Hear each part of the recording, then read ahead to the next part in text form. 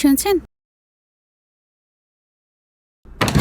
কি আশ্চর্য, আপনাকে না বলছি বারবার এরকম দরজায় নক করবেন না, ডিস্টার্ব করবেন না।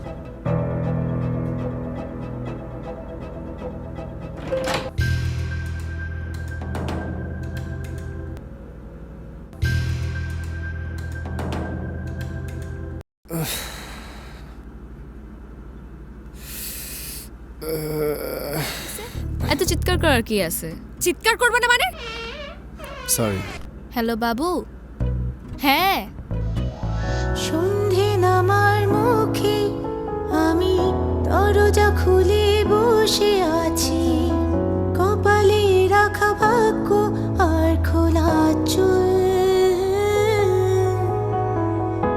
অনিদ্রার শেষ রাতে